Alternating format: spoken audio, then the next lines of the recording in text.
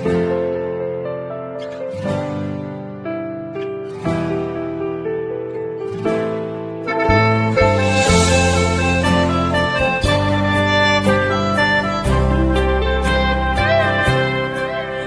ดว่าดีที่ตัดสินใจเลิกกับเจ้าในมือนั้นย้อนเหตุผลคือเฮาสองคนมันบ่เข้าใจกัน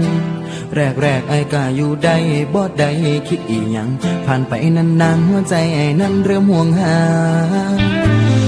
ว่าสิขอคืนดีแต่เสียทีน้องรับคนใหม่เข้ามานอนเสียดายเวลาน้ำตาอายมันก็ไหลซึมๆน้องก็คงสิลืมแต่ว่าอายบ่ลืมมันหักเติมหุ่นใจ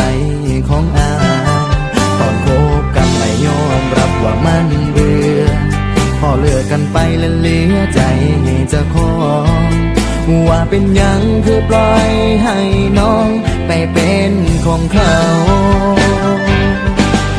อยากบอกหักอายก็เหตุบ่ได้นั่งคิดอดอยากกอดก็ได้แค่คิดอยากเว้านำสักคำแต่อายก็บ่มีเสียงมันติดที่ว่าเขาเป็นผู้บ่าวเก่า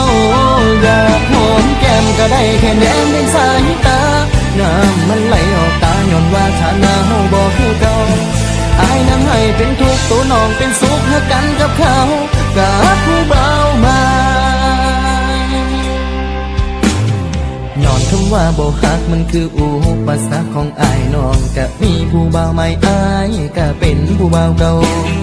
น้องบ่ได้ไปใส่ยังอยู่ในใจอายคือเก่าถึงแม้เฮาสิเลิกกันไปก็บ่ได้แปลว่าเศร้าฮักสู่มือนี้อายยังบ่ทันมีไผในใจนอกจากเจ้าสู่มือนี้เจ้ามีเขาไอ้นอนเหงาอยู่บักคักเรื่องของสองเฮาก็คงสิเป็นไปได้ยากเพราะน้องเศร้าฮักกันแล้ว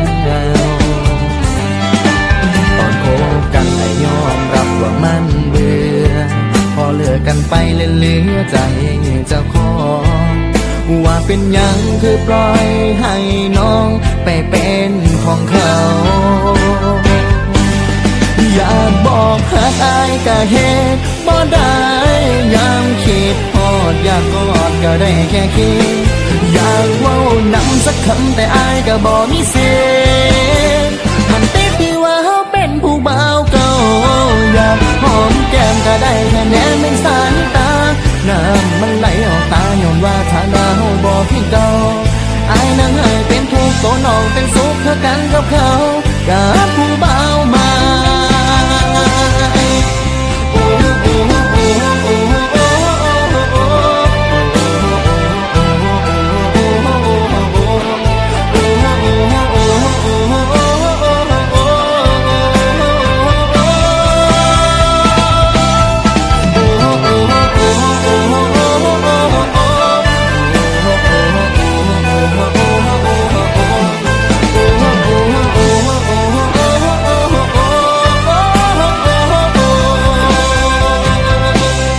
อยากบอกหักอายก็เหตุบ่ได้